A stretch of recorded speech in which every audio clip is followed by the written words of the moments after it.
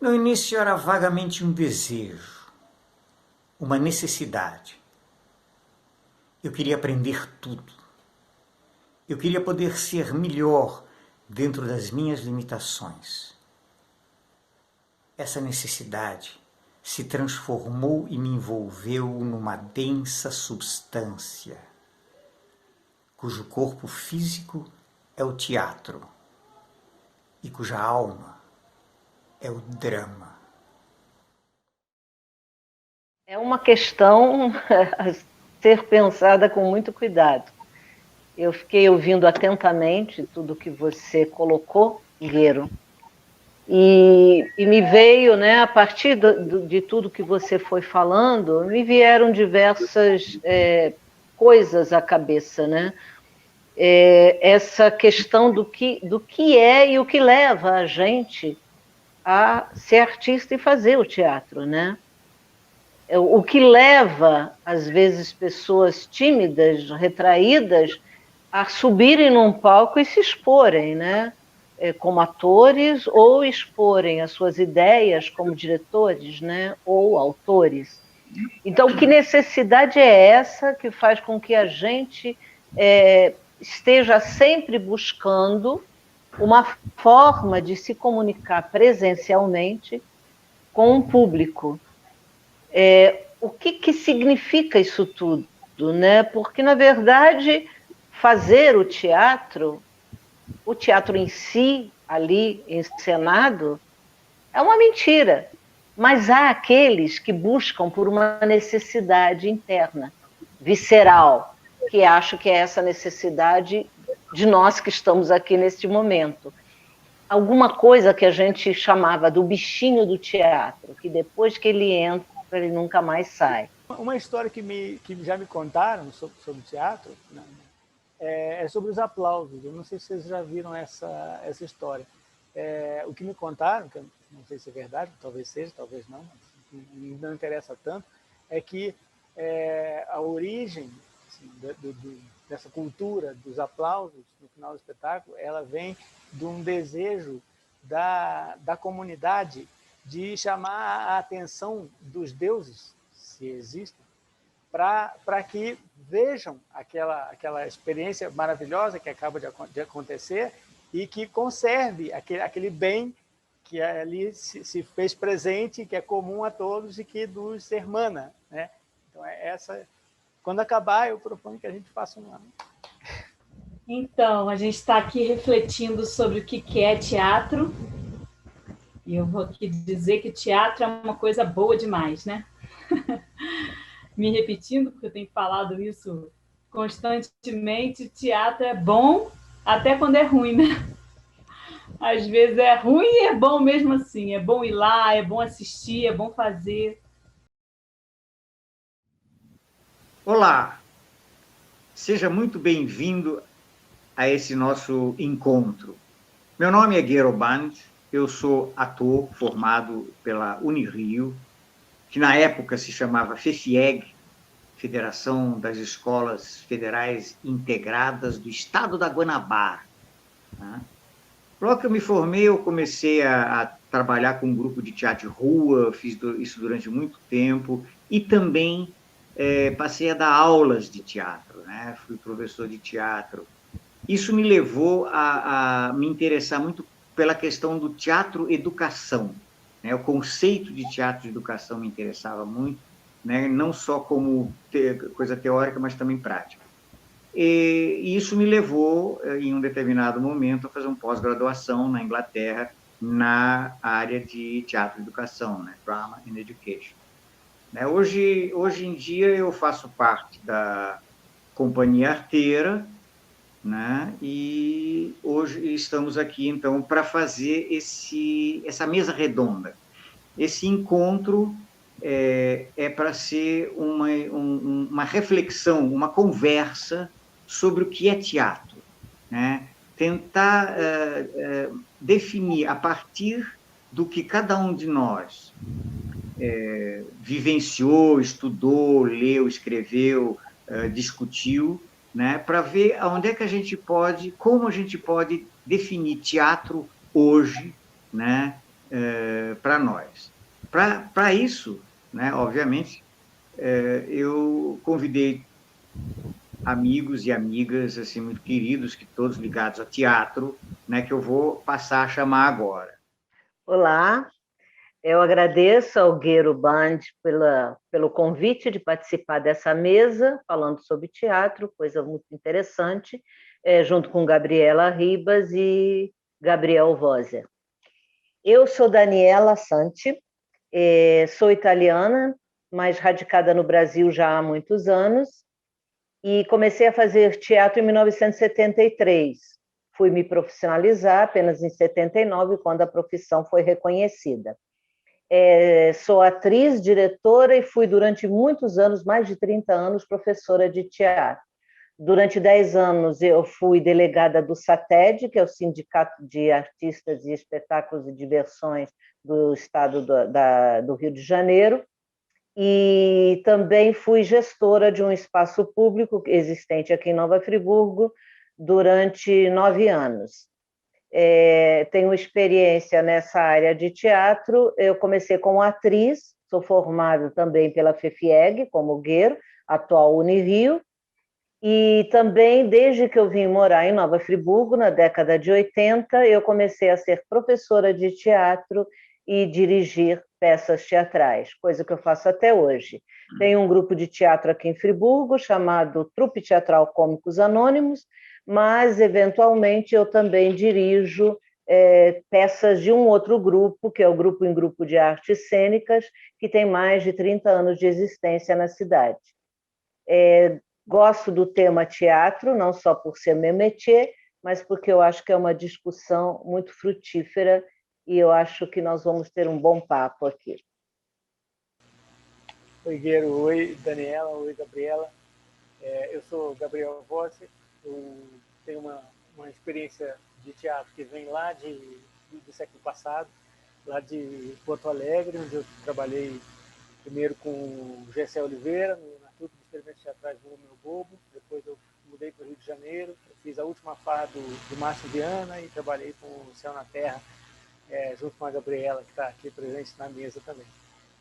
Além disso, eu fiz experiências em outros campos da arte, que são as artes visuais e a música.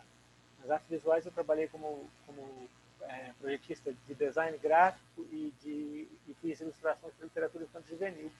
E na música eu tenho alguma experiência em alguns projetos como cantor, como compositor, instrumentista e com arranjos também.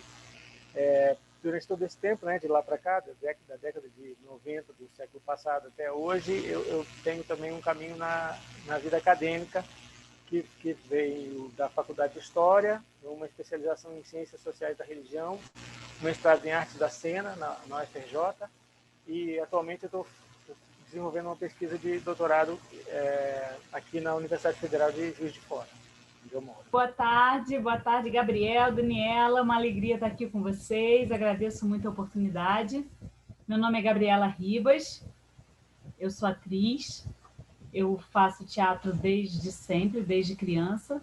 Eu nasci em Petrópolis e foi lá que eu comecei a fazer teatro na infância, na adolescência, e já na juventude eu mudei para o Rio, onde eu fui fazer a faculdade de teatro, a Unirio, e continuei sempre fazendo teatro. Depois eu mudei para o interior do estado, lá no Rio de Janeiro, junto com o Gabriel e com mais um grupo muito lindo de amigos, nós fundamos o Núcleo de Cultura Popular Céu na Terra, e trabalhei com outros diretores e fiz trabalhos variados. Depois mudei para Bom Jardim, depois para Duas Barras e finalmente para Nova Friburgo, onde eu moro até hoje. E aqui eu sou professora de teatro da Oficina Escola de Artes de Nova Friburgo. Durante 12 anos eu tive à frente do Grupo Teia, do Colégio Nossa Senhora das Dores, e fundei, junto também com um grupo de artistas muito bacanas, e sou integrante da Companhia Arteira de Teatro, uma companhia que trabalha aqui em Nova Friburgo há 12 anos e que tem uma porção de espetáculos e faz várias ações muito legais na área de teatro. Basicamente, essa mesa redonda visa entreter através da reflexão sobre o que seja teatro e o que significa fazer o teatro, com o objetivo de apresentá-lo como um espaço que, transcendendo sua finalidade de diversão, pode ser um instrumento pedagógico de participação e reflexão para a transformação e evolução do ser humano e da sociedade. Essa é a proposta da mesa redonda. E é a partir daí que a gente vai conversar. A ideia é que cada um, então, fale um pouco sobre o que pensa de teatro, né?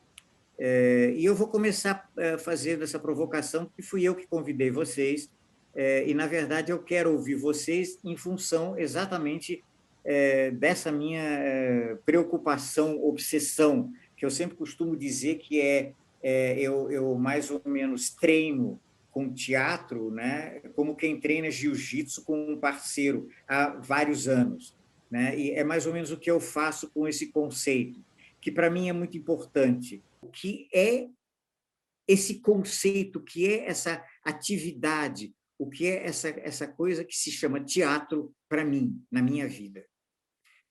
Desde que eu comecei a fazer teatro, nos anos 60, ainda quando eu era estudante de engenharia agronômica, para mim era importante poder definir por que isso me interessava tanto, por que eu tinha todo esse amor, por que eu queria ser outros personagens e contar tantas histórias, né? O que me levava a isso? Depois que eu me formei na Rio e comecei a dar aula,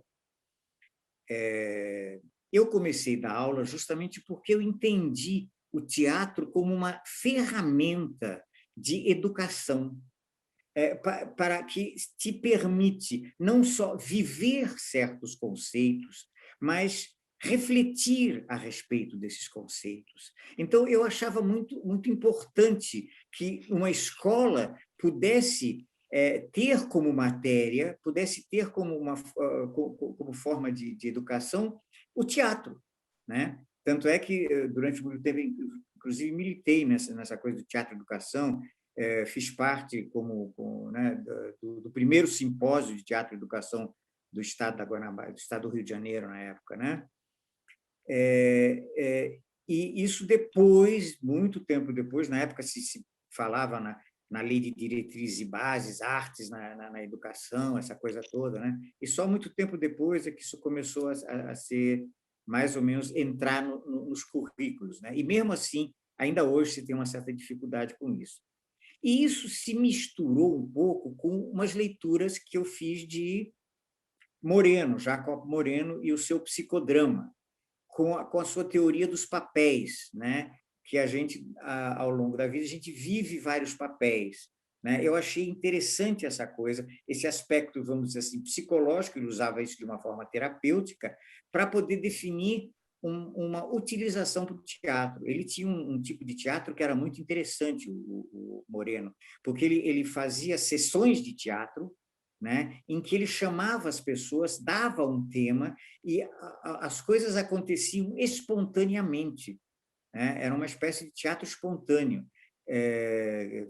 Imagine vocês no início do século XX, né, na Alemanha, que é mais ou menos a época em que surge o Brecht, né, que vai fazer toda uma modificação, né, uma revolução, na verdade, do teatro como nós o conhecemos, né, porque ele traz um conceito em que, embora se leve em consideração o sentimento, né, a emoção, o importante é que aquilo possa, de alguma forma, ser pedagógico, possa, de alguma forma, levar a uma reflexão que leve a uma transformação. Então, quando eu mexi nessas coisas todas, e aí entra toda uma coisa também de estudos esotéricos e exercício de yoga, e toda a questão do corpo, né, da preparação corporal mesmo, né? Tudo isso me parecia que era muito importante até para a própria evolução do ser humano dentro da sociedade em que ele vive. Quando eu tive a oportunidade de fazer uma pós-graduação em teatro e educação na Inglaterra, eu escrevi então um texto, né, final TCC, ou TTC, que eles chamam, né? Que tinha o título Em Busca de um Sentido para Drama, porque eu queria poder sintetizar toda uma experiência, toda uma reflexão em cima de teatro, né? E, na verdade, consegui fazer isso numa forma de peça teatral, em que o último ato, na verdade, não existia. O último ato só tinha uma rubrica, que era Bando age. Bando era o personagem principal. Bando age, né? E isso, durante anos, eu fiquei apenas com isso. Em 2018, eu tive a oportunidade de fazer uma cena que, para mim, se transformou, então, nesse terceiro ato, né? E é uma cena ao qual eu dei exatamente esse nome, Em Busca de um Sentido, né? O que significa para mim que eu consegui fechar aquele trabalho, mas a busca continua. O teatro, ele tem um papel social muito importante. Ele me dá a consciência de mim como indivíduo dentro da sociedade, ou seja, eu, indivíduo, como ser social, né? Porque ele me dá, não só como ator, mas também na relação com a plateia, de ator com a plateia, não só a possibilidade do encontro. O que é o teatro na minha vida, né? Um pouco diferente do que o Stanislavski nos apresenta, né? O Stanislavski nos fala em a minha vida no teatro. Eu estou querendo entender o teatro na minha vida, né? É um pouco diferente, apesar de que o Stanislavski, com toda a sua percepção psicológica, vamos dizer assim, né? de construção de personagem, de entendimento do personagem, trouxe uma contribuição fundamental para o teatro. E Brecht, assim, traz uma percepção, né? Ele sistematiza uma percepção do teatro, né? Que é revolucionária mesmo, né?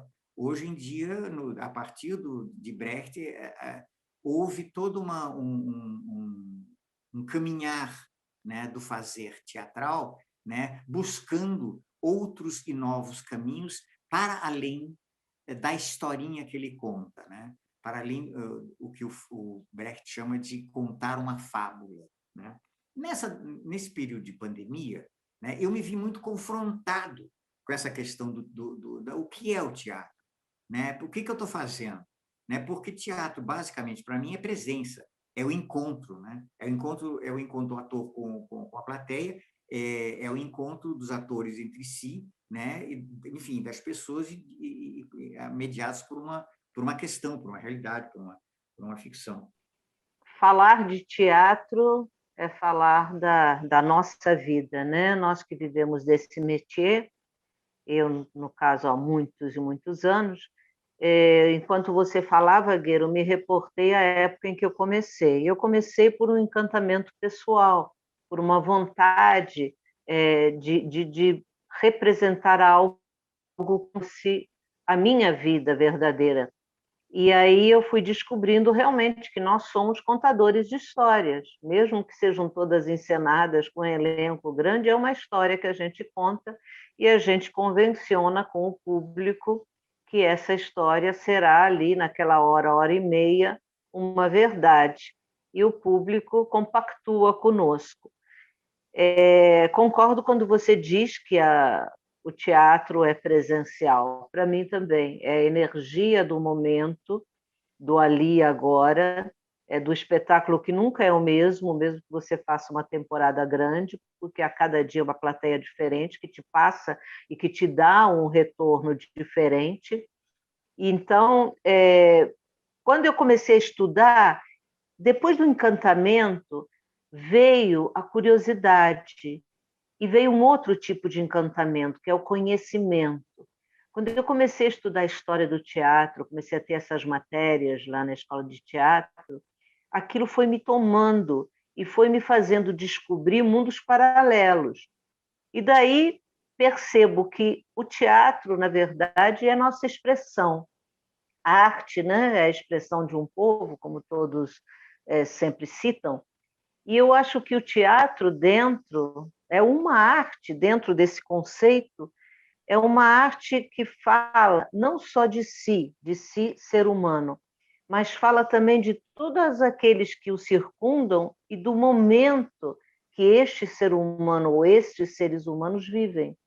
Eu acho que ele reflete os costumes, a linguagem, os amores, os comportamentos daquele momento. Então, todos os autores, quando escrevem as peças, eles colocam um panorama que é um panorama onde os seus personagens vivem, e mesmo que hoje em dia eu escreva uma peça que se passe na Idade Média, eu vou retratar a Idade Média da forma como ela era. Então, mantém a história da humanidade viva. Qualquer peça que eu monte hoje em dia, por que existem os clássicos? Os clássicos eles perduram, porque além de mostrar esse panorama que me refiro, da sociedade, do momento do autor ou da peça, da trama, também retratam o pensar de alguém sobre uma ação ou sobre uma história. O que me encanta nessa busca de que é teatro é descobrir o que os outros que fazem ou que assistem veem no teatro. Eu sempre me pergunto por que teatro? E sempre perguntei aos meus alunos, nesses 30 e tantos anos que eu dei aula, quando eles entravam, eu já perguntava por que teatro? Eu tinha essa curiosidade de saber o que dizia a cada um o fazer teatral. Como a minha é uma coisa visceral, é uma necessidade, e aí também fui começando a me indagar. Por que essa necessidade do teatro para mim? Porque eu acho que é a única forma que eu, como atriz, ou como diretora, ou até como dramaturga, tenho de interferir no pensar de alguém. Mas não é interferir no sentido de comandar ou manipular, mas é o interferir no sentido de analisar, de pensar, de chegar às suas próprias conclusões sobre aquilo que vê. E aí a gente se encontra com Brecht aí no meio desse caminho.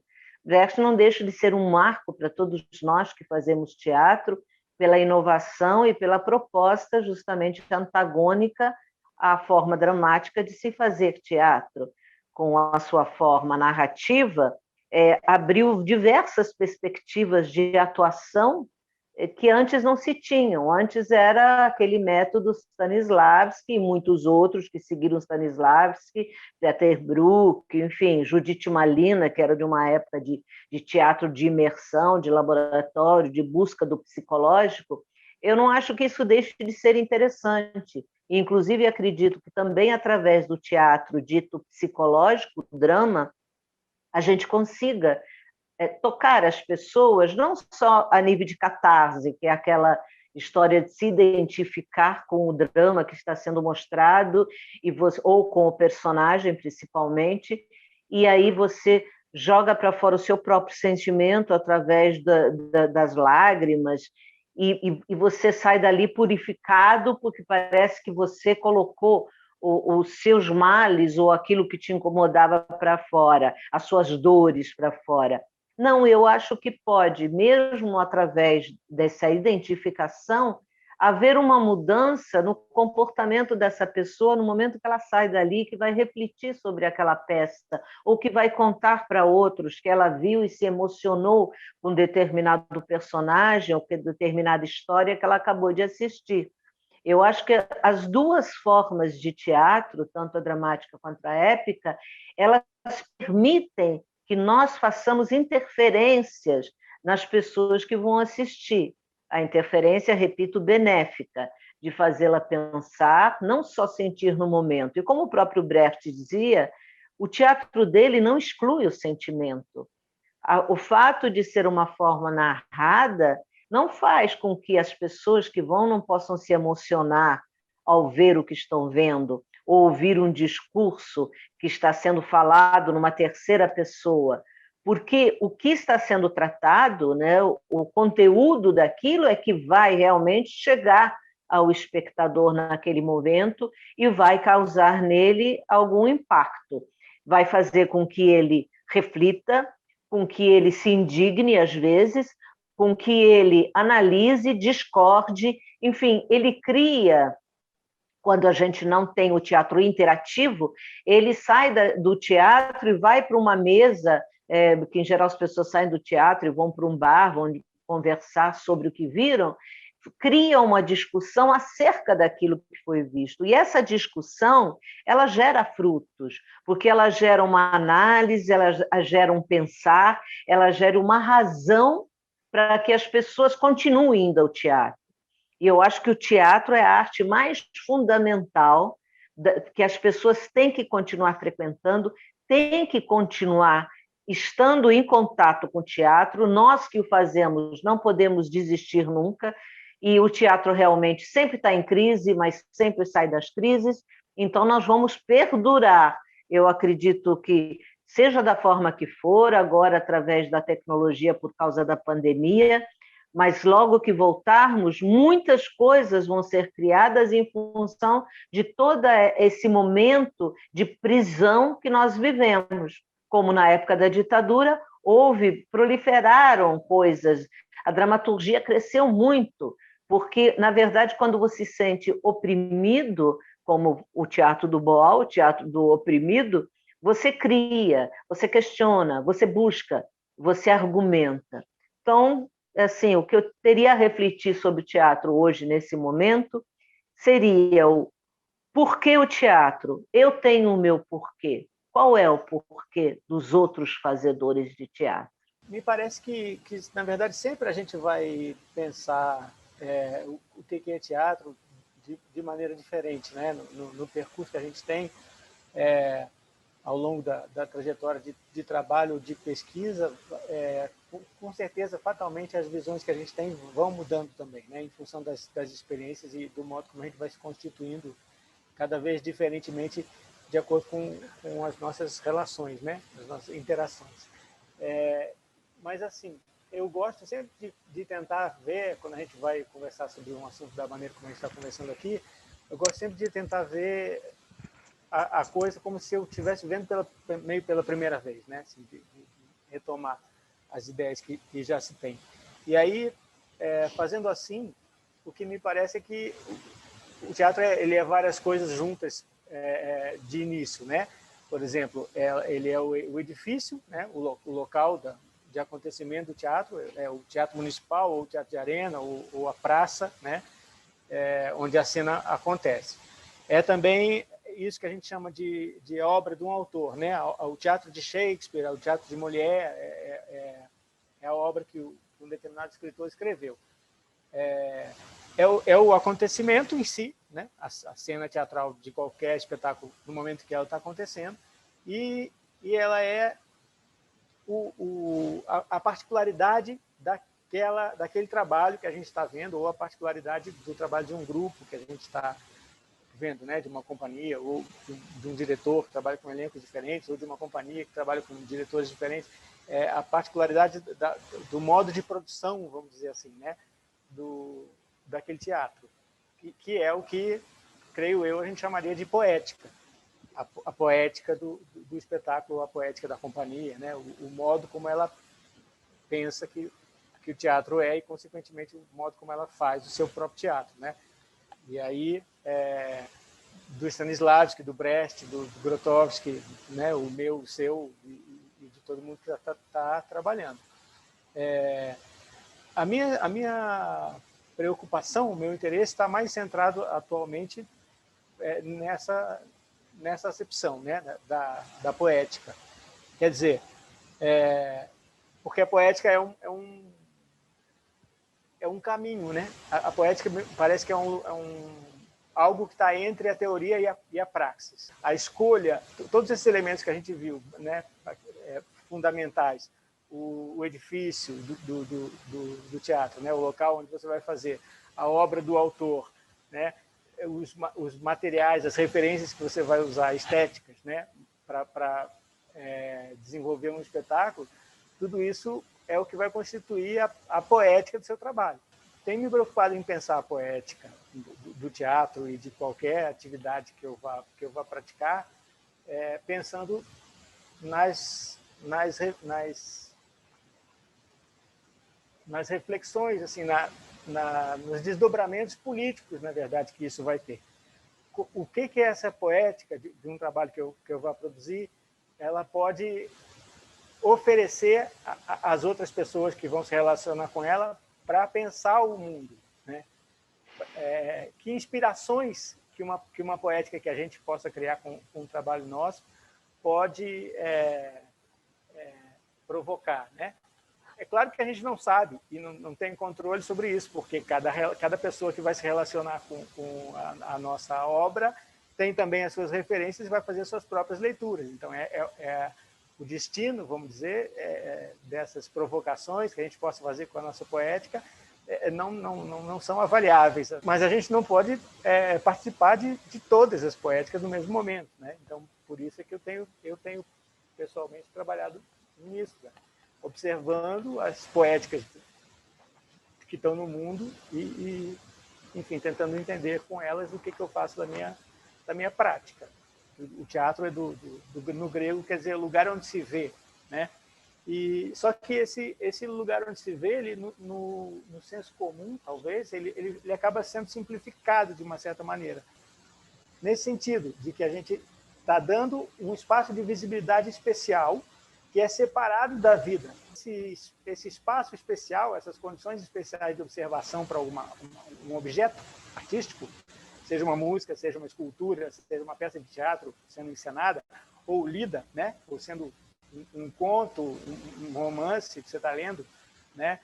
Essas condições especiais, do encontro, né? do espectador com o objeto artístico, para mim, de uma forma mais abstrata, talvez, é sempre teatro.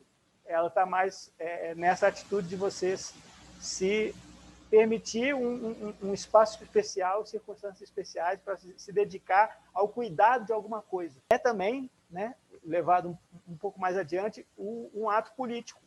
É um ato filosófico e político, porque você se dedicar ao cultivo e à preservação desses bens culturais, né, que são a arte em todas as formas e tal, é político, né? É o que diz respeito a todos e é filosófico nesse sentido.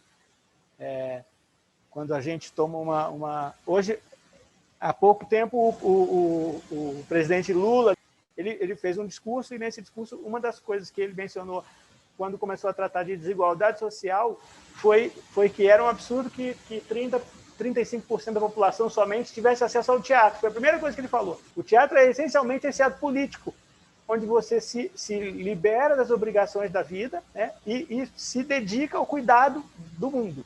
Eu acho que o teatro é um grande exercício de uma coisa que a gente precisa de mais e que não pode acabar nunca, porque é essa questão da gente se colocar no lugar do outro. E cada vez mais a gente percebe o quanto a humanidade precisa desse exercício de tolerância, de empatia, de se imaginar naquela situação, de ser capaz de se transportar emocionalmente para aquela situação. E o teatro nos dá toda essa possibilidade, né? E as artes cênicas, de uma forma geral, especialmente o teatro, ele tem essa peculiaridade de que o material a ser consumido é a própria pessoa. Se eu pinto o quadro vai estar lá. Eu me afasto da minha obra. Eu pintei o quadro e o quadro vai para a parede de alguém, o quadro vai para a exposição. Não sou eu que vou estar pendurada na parede. É o quadro, com as tintas, com a tela, com o material que ele foi feito. Se eu gravo a minha música, eu posso até fazer um show, mas mesmo que eu não queira fazer o show, eu gravo a música e a pessoa vai escutar a música em casa. Eu não preciso ir junto, né? A música vai para a casa da pessoa. Com o teatro, com as artes cênicas de uma forma geral, o produto sou eu mesmo. Sou eu que estou ali o tempo todo para que o teatro aconteça, né? E isso envolve um autodesenvolvimento, um conhecimento de si mesmo gigantesco, né? Eu acho que, assim, ser ator é você ter a oportunidade de passar por muitos papéis, sem dúvida, é óbvio, né? Você vai viver diversas vidas, viver várias vezes, viver diversas realidades. Eu posso me transportar lá para a Idade Média, eu posso me transportar lá para o século XVI e viver a vida de uma princesa, de um rei, de um carrasco, pessoas muito diferentes de mim, mas sem nunca deixar de ser eu mesma. Então, é a maneira de ser outros sendo extremamente eu mesma. E quanto mais eu mesma eu for, melhor o meu teatro será. É uma forma intensa da gente entrar em contato com o estado profundo de ser e de estar. E esse estado profundo está conectado com aquele que está assistindo a gente. Então, a etimologia lá, a origem primeira da palavra teatro, ela vem do lugar onde se vê. E aonde se vê, o espectador vê aquilo que a gente está fazendo lá no palco, e a gente se vê também enquanto indivíduo. O espectador se vê enquanto está me vendo, eu me vejo enquanto eu estou me vendo. Né? Então, é uma grande visão que a gente pode ter do nosso tempo, da nossa época, de outro tempo, de outra época, e até do nosso tempo a partir da visão que a gente tem de um outro tempo. O quanto a gente conhece a gente mesmo, vendo coisas que aconteceram em outros tempos, né? Quanto a gente conhece sobre o nosso tempo, estudando e assistindo, se divertindo com coisas que se passaram em outro tempo. É um grande encontro. O teatro é a arte do encontro, em que o encontro entre as pessoas promove a atividade artística. Não é possível existir o teatro sem que exista o encontro. Pelo menos do ator com o público. Esse é o encontro mínimo, porque são vários outros que acontecem com a equipe, com todas as pessoas envolvidas para que aconteça o fenômeno teatral. Né? Com essa fala lindíssima do Lula essa semana, né, de colocar o teatro como medida de valor para o desenvolvimento do país, que né, entre outras coisas. Ele não falou só o teatro, não, ele falou também todas as outras artes, mas ele colocou assim que essa porcentagem tão pequena de pessoas que vão ao teatro é um índice de desigualdade realmente muito grande, é uma medida da desigualdade que a gente vive, né? E pensando nessa importância de uma coisa que, na verdade, não tem importância nenhuma. Porque se a gente pensar, eu não preciso de teatro para viver. Na verdade, eu preciso de teatro para viver. Mas, assim, o ser humano, de uma forma geral, precisa de água, de comida, de ficar abrigado, precisa de determinadas coisas, mas não precisa de teatro. Dá muito bem para viver sem teatro. Mas, mesmo assim, o teatro não deixa de existir, apesar de há anos a gente ouvir dizer que ele vai acabar. Porque aí já tem o cinema, porque aí já tem a internet, porque aí já tem outras coisas, o teatro vai deixar de existir, porque é a crise do teatro. E o teatro não deixa de existir, porque o teatro quer existir. Eu acredito nisso, né? Porque o teatro ele existe, independente da gente, né? O teatro é muito maior do que nós todos. Quando o Guero fala assim, que ele conseguiu fechar aquele trabalho, mas a busca continua, eu acho muito lindo, e a gente teve uma experiência recente na Companhia Arteira que me deixou pensando nisso muito, muito, muito, que é assim, no teatro, a obra nunca está acabada, né? A gente apresenta a obra, você apresenta a peça, você faz o espetáculo essa noite. Dessa noite até a próxima sessão, você já vai rever várias coisas. Na noite seguinte, você está querendo fazer melhor. Não foi suficiente o que você fez na noite passada. E aí, quando você vai apresentar no outro dia seguinte, você já tem outras ideias, você já tem outras considerações a partir do que você viveu ali no palco, naquele dia, e que nunca vai se repetir, porque é impossível se repetir. Porque não dá para você estar de novo no mesmo lugar com as mesmas pessoas e viver aquilo que você viveu de novo. E o teatro traz para a gente essa experiência efêmera que é incrível, que esse pingo de vida, né? Essa realidade da vida efêmera do jeito que ela não pode voltar, ela não pode se repetir. O instante que eu vivi agora, eu não vou viver de novo daqui a pouco. E no teatro é assim o tempo todo. Eu posso olhar 2 vezes para o mesmo quadro. O quadro é o mesmo, ele está pintado na parede, ele não vai se transformar em nada, não sei assim, tudo bem, ele vai envelhecer com o tempo. Mas eu estou olhando aqui o quadro do Guero na parede, é esse mesmo quadro. É para esse quadro que eu vou olhar de novo. Eu não posso ver o mesmo ator fazendo a mesma coisa amanhã, não dá. É impossível, amanhã ele vai fazer diferente. Por mais que esteja decorado, que esteja milimetricamente ensaiado, a plateia é outra, ele é outra pessoa, e isso é uma coisa que me encanta demais no teatro, né? Então, essa sutileza de você ser você mesmo profundamente e viver a história do outro sendo você profundamente, é uma coisa muito interessante, é muito gostoso e é tudo que eu quero fazer todos os dias na minha vida, enquanto eu estiver viva. E espero ter muitos personagens ainda para que eu não perca tempo, né? Então, vou aproveitar para citar aqui Albert Camus, quando ele diz: o ator reina no domínio do mortal. De todas as glórias do mundo, sabemos que a sua é a mais efêmera. E é também o ator quem mais percebe entre todos os homens que tudo deve morrer um dia. E para ele, não representar significa morrer 100 vezes, com as 100 personagens que ele teria animado ou ressuscitado. Tem essa questão linda que é efêmero, né? E é passageiro, e ele realmente acontece só naquele momento. A gente vive hoje um momento em que o teatro pode ser gravado. Eu posso assistir uma peça de teatro que aconteceu há 20 anos atrás, se ela estiver gravada. Eu posso, daqui a 20 anos, talvez as pessoas ainda possam assistir o que a gente está fazendo agora no teatro. Mas não é a mesma coisa, porque o teatro não foi feito para ser gravado, ele foi feito para acontecer ali naquela hora. Então é diferente de um filme que foi feito para ser filmado, para ser transmitido milhões de vezes. O teatro é aquela coisa que acontece naquela hora e só naquela hora, né? E aí eu chamo aqui o Milor Fernandes, que tem uma frase maravilhosa aqui na introdução desse livro, que é o diário de montagem do Moacir Góes, na encenação do Bispo Jesus do Rosário, a Via Sacra dos Contrários. Aí o Milor Fernandes tem uma falinha aqui no começo do livro que ele diz: o teatro é uma arte efêmera, há mais de 2000 anos. Não era a minha intenção, nunca foi a minha intenção ser atriz de televisão.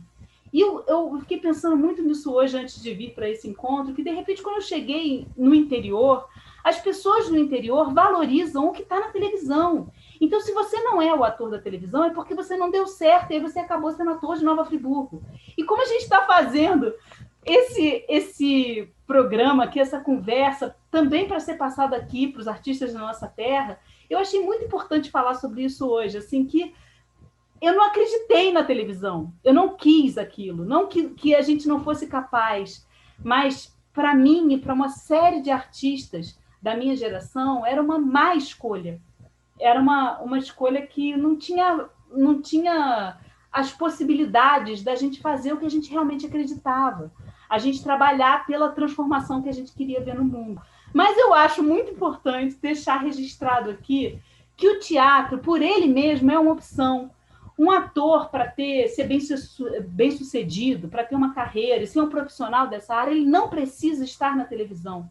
O teatro é o ofício. Eu apenas gostaria de pontuar algumas coisas que você falou aí, porque você, na verdade, com o teu discurso, que é bastante vivo, né? Você trouxe muito mais você do que propriamente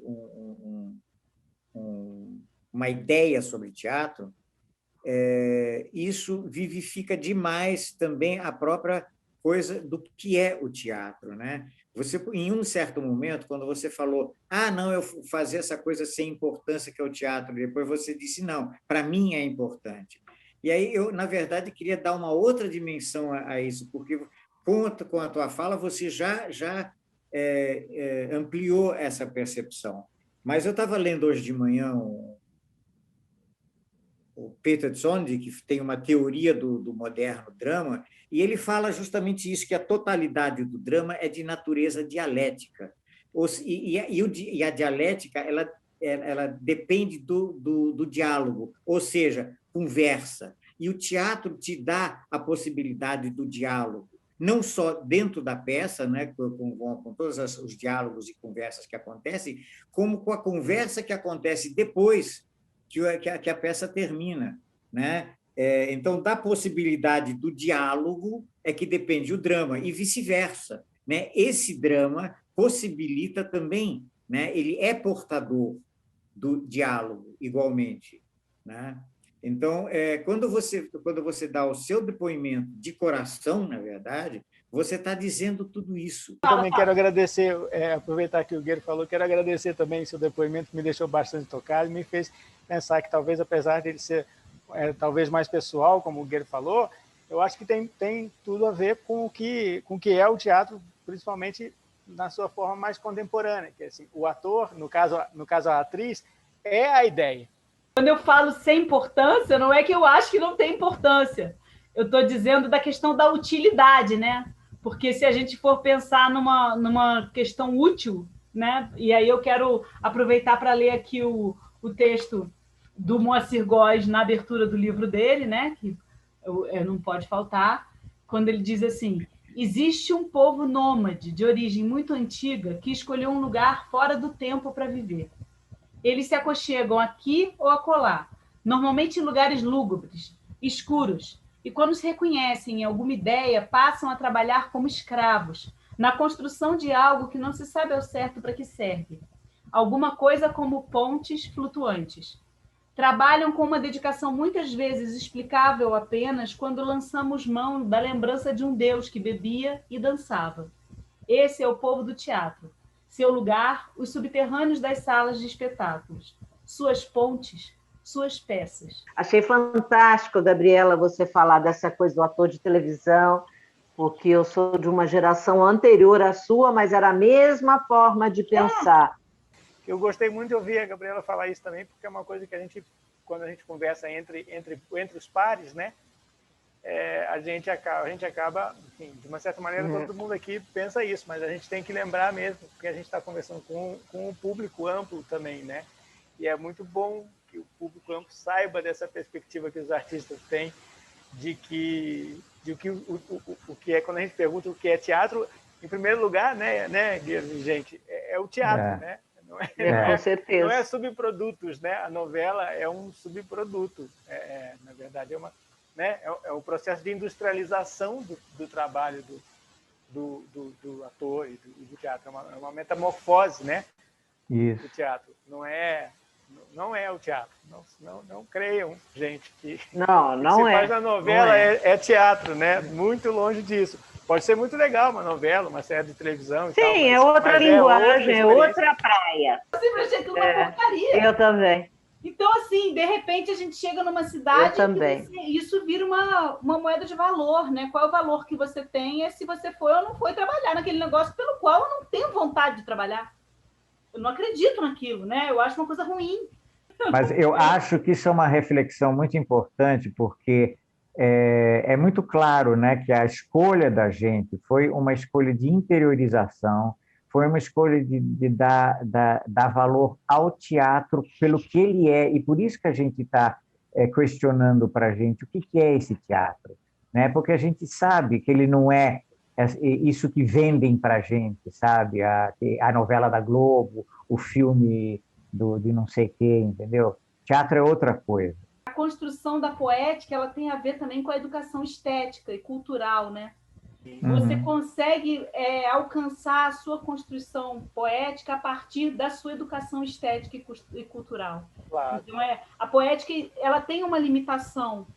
A minha proposta poética tem a ver com o que eu já tive a oportunidade de ver, viver, experimentar, né? Não é totalmente livre, no sentido de que, claro que existem as nossas intuições e genialidades, existem aqueles momentos de conexão que a gente tem, as inspirações, mas, de qualquer forma, como ela vai se manifestar, tem a ver com as minhas vivências, com as minhas experiências. Quando você falou de teoria e poética, eu fiquei pensando a respeito disso, né? De quanto a construção poética tem a ver com a vivência e com a educação estética. Né? Eu acho também. É sempre consequência do nosso caminho, né? As relações que a gente teve, como a gente foi se fazendo, pessoa e artista, vão acabar determinando as opções que a gente vai fazer, né? Poeticamente. Eu vejo pelaquela coisa que eu falei no outro encontro, que é a fragilidade da nossa estrutura profissional, porque a partir do momento que você escolhe uma profissão, você não tem mais dúvida de que essa profissão vai garantir o seu sustento. Você pode até não ser rico, né? Não quer dizer que você vai ser rico, mas se você escolher ser médico, professor, pedreiro, eletricista, motorista, você não tem dúvida de que, sendo motorista, você vai comprar a sua comida, você vai pagar o seu aluguel, você vai comprar roupa, você vai manter a sua família, você não tem nenhuma dúvida. E sendo ator, você tem todas as dúvidas. O tempo todo, quando você escolhe ser ator, a primeira coisa que vem é você vai passar fome, você não vai ganhar o mínimo para se sustentar, você vai depender de alguém, você não vai ser autônomo nunca, né? Então, é a ideia que vem junto, mesmo que você tenha, como eu tive muitas pessoas, eu falei no outro encontro, eu tive muitas pessoas que me apoiaram, mas essa dúvida é mais forte até do que o apoio familiar, quando você tem o apoio familiar. Muitas pessoas não têm, mas mesmo quando você tem essa dúvida, ela paira como uma bigorna, ela vem junto com a profissão, né? O que é uma coisa terrivelmente injusta e coloca a gente nesse tipo de cheque, né? Então, eu acho que tem a ver com essa falta de dignidade na profissão, né? Com essa falta de possibilidade de que a profissão garanta o seu sustento. Eu trabalho, às vezes a gente trabalha 18 horas por dia, né? A gente chega a esse lugar de trabalhar 18 horas por dia, de trabalhar sem férias, de trabalhar sem fim de semana.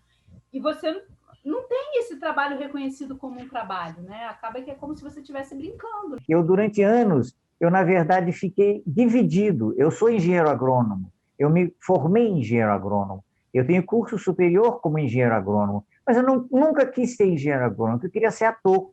E eu fiquei dividido, sabe, metade da minha vida, exatamente por causa disso que você falou, porque a profissão de ator não tem reconhecimento. E eu tive dificuldade louca de poder descobrir isso como uma profissão que enfim, honesto, enfim, está me faltando a palavra. Digna. É honesto. Digna, né? Uma profissão digna, né? Sabe? É perverso isso, é muito perverso. É muito perverso. Muito perverso. E causa, né? Eu acho que é também insalubre, né? Porque sim. A gente adoece muito por essa questão, né? Porque você fica, porque vai além de opção, né? Eu acho que essa questão da profissão, ela vai um pouquinho além da opção. Ela é uma coisa que ela é um pouco mais forte que a gente, né? É mais forte que a gente, é uma necessidade, realmente. Eu falei isso também da outra vez. O ofício é uma necessidade. Quando você não exerce o seu ofício, você te adoece. E o fato de você passar o tempo todo sendo questionado se o seu ofício ele é viável, digno e honesto, né? Você fica o tempo todo nesse limite, nessa corda bamba, né? E a gente adoece mesmo por conta disso, por ser privado de realizar o seu ofício e também por ser o tempo todo ter tantas dúvidas, ficar o tempo todo nesse questionamento, né? Às vezes vinha uma culpa também, né? Especialmente quando a gente tem filhos. Eu, no meu caso, que até uma determinada época eu criei sozinha, eu sempre me questionava, poxa vida, será que se eu tivesse feito outra coisa, porque de repente está em Friburgo, uma cidade dessas que todo mundo já sabe como é, e uma criança e sozinha para criar e fazendo teatro. Quer dizer, e na década de 80, pô, viver disso é uma doideira. O que a gente acredita, né, que seja o teatro, porque, na verdade, quem é que sabe? Tantas teorias foram faladas durante séculos, né? Cada um vê da sua forma. Então, eu acho assim que o teatro é uma coisa também muito particular, né? Aquilo que ele me serve, aquilo que me serve para dar ao outro. Então, eu vejo muito como o próprio Moacir e a Gabriela citaram, né? Como a ponte mesmo, pontes que levam. Eu acho que levam sim, levam a lugares diversos, né? Podem levar para a imaginação, podem levar para o coração, podem levar para o racional. Eu acho que o teatro realmente abre essas pontes e proporciona essas viagens, né? E quando a gente teoriza o teatro, né, como houve muitos teóricos aí na história do teatro que conseguiram compilar os pensamentos, porque acho que os diretores, os que fizeram, os que tiveram métodos próprios, todos eles partiram da criatividade, eles não partiram da teoria, né? Esses manuais, esses diários de montagens que são feitos, eles são feitos a partir de uma perspectiva própria, de uma vontade própria de fazer daquela forma, né? E todas essas coisas, sim, aí veio alguém, teve um olhar externo e colocou tudo num livro como uma teoria, como um método criado. Mas, na verdade, quando esses métodos eles são feitos por experimentalismo, quer dizer, foram sendo criados a partir da imaginação e da criatividade de um, dois, de um grupo, enfim, de diversas pessoas que trabalham em conjunto, né? Sendo mesmo que seja um diretor, mas sempre ele vai ter que ter, no mínimo, um ator para que o teatro aconteça, né? Para que essas histórias, né, essas mentiras, sejam contadas e tão bem contadas de forma que o espectador acredite que são verdades.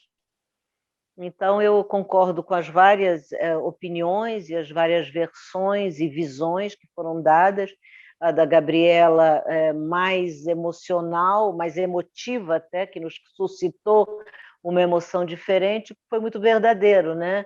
Muito nascido da experiência dela, e a gente sente a vibração dela quando ela conta essa experiência. Então, eu acho que isso que é teatro. Teatro é vida. A Daniela falou uma coisa que me deixou pensando aqui, quando ela disse que todas as teorias elas surgem a partir de uma prática, de uma criatividade, de um grupo de pessoas. E, ultimamente, eu tenho visto muito e pensado muito sobre os movimentos que são os movimentos da humanidade. Então, que, de certa forma, tem vários grupos trabalhando e gerando, produzindo obras, trabalhos, peças teatrais, música, poesia, e que isso faz parte desse contexto em que nós vivemos na nossa época, e, de certa forma, é isso que todos nós estamos falando, cada um à sua maneira. Então, os movimentos que eles são teorizados, eles também acompanham esse movimento da humanidade, que é óbvio que depois, só depois, quando a gente se distancia um pouco, a gente consegue olhar e ver todas aquelas pecinhas fazendo parte de um mesmo núcleo. E aí pode chamar de modernismo, iluminismo, dadaísmo, porque aí dá para observar que tinham várias pessoas pensando daquela mesma forma. Enquanto a gente está fazendo, a gente não está percebendo, né? A gente está só fazendo o que está vindo na nossa experiência, na nossa ideia, no nosso coração, mas nós não somos, né? A experiência é individual, mas nunca é individual, porque ela está sempre ligada à experiência coletiva de ser indivíduo de uma época, de um lugar, de um movimento histórico, com experiências. Por exemplo, agora a gente está vivendo essa grande pandemia. O mundo inteiro está vivendo essa experiência. E isso atravessa todas as pessoas, e o que a gente expressa enquanto trabalho está atravessado pela nossa experiência histórica. O início, né, da minha obsessão, e, na verdade, que gerou a necessidade dessa mesa redonda, é a tese que eu queria defender quando eu escrevi o meu trabalho há 50 anos, 40, sei lá quantos anos atrás.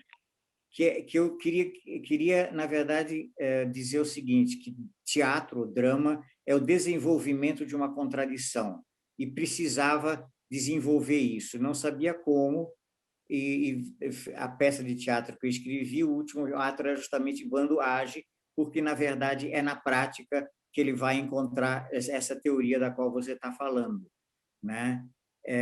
E, assim, nesse tempo de pandemia, nós nos vimos todos diante de uma novidade, né, com esse isolamento. E eu me vi de novo diante dessa questão, né? O teatro é isso mesmo? O teatro vai mudar, né?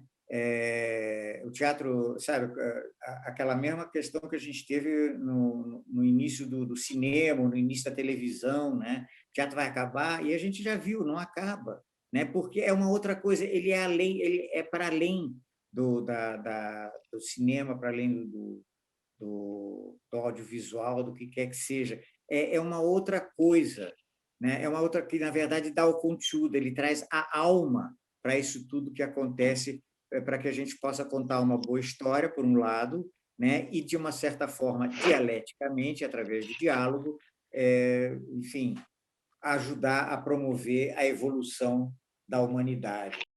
A gente chegou no final, eu quero muito agradecer a presença de vocês, né?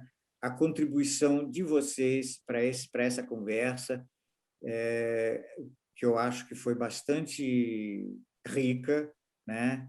Eu acho que nós conseguimos chegar a uma pequena síntese, mas eu acho também que a gente tem muito para continuar pensando e fazendo teatro como nos anima a Gabriela, né? E quero agradecer também a presença de todos vocês que estão assistindo isso nesse momento. Valeu. Bater palma.